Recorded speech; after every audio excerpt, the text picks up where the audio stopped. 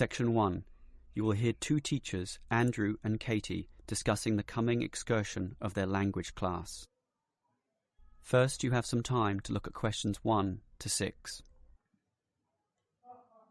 You will see that there is an example that has been done for you. On this occasion only, the conversation relating to this will be played first. Well, we have this school excursion plan, but when exactly is it? Is it this Tuesday or Wednesday? Well, it can't be Tuesday with the English tests taking place. Ah, right, not Tuesday but Wednesday. That's right, all day Wednesday, taking a bus outside the city. The excursion is on Wednesday, so Wednesday has been written in the space. Now we shall begin. You should answer the questions as you listen, because you will not hear the recording a second time.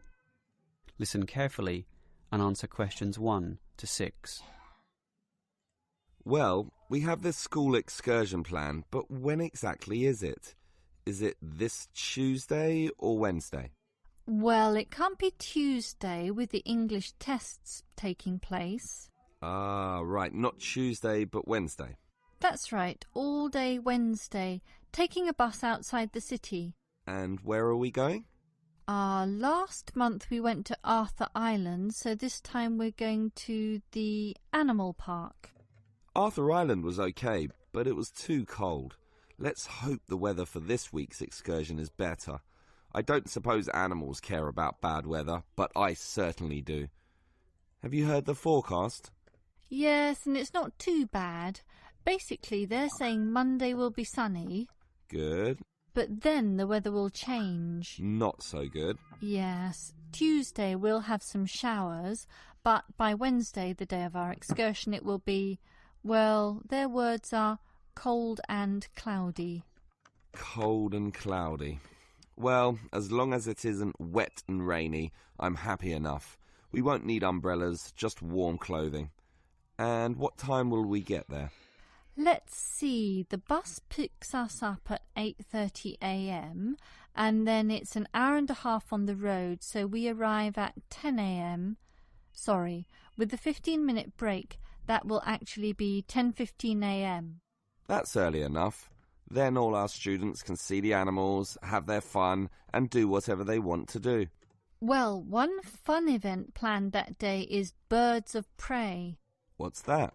That's when they bring out several birds of prey, eagles, falcons, kites, those sorts of birds, and throw pieces of meat into the air, and the birds swoop down and eat them. It's quite impressive. Sounds great. Birds of prey. Are there any other activities? There's a catered lunch at the park restaurant. We've already paid for that. And in the afternoon there's... Well, I had a choice between the reptile display and the koala handling. In the reptile display, the students can handle live pythons and various other snakes. Surely they'd rather hold koalas. I'm sure, but the koalas can't be handled unless the weather's sunny, and given the forecast, I thought it better to choose the reptile display. That's a shame. These Asian students would love the koala handling. Yes, I know, but we can't control the weather.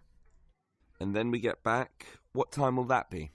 We leave the park at 4:30, but then we face traffic, so we won't get back until well after 6 p.m.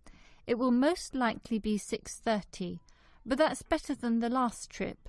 We didn't get home until 8:30 that time. Yes, that was a bit too late, wasn't it?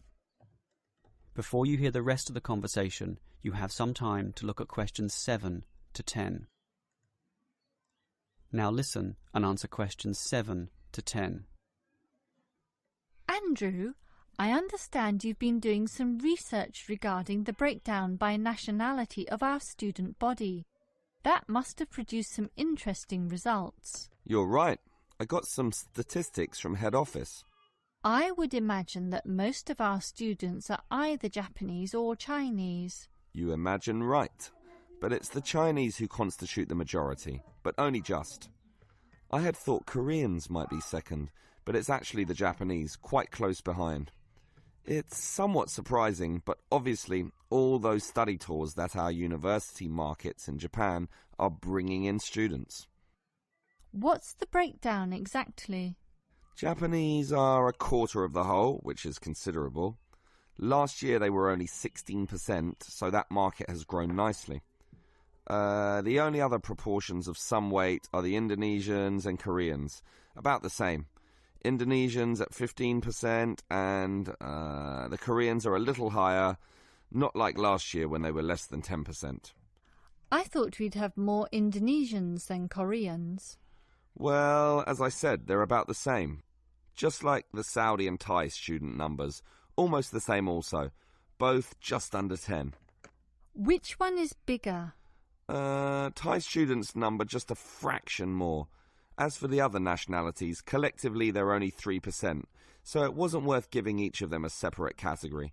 I just grouped them under other. That's Vietnamese, South American, a couple of Russians, and so on. That is the end of section 1. You now have half a minute to check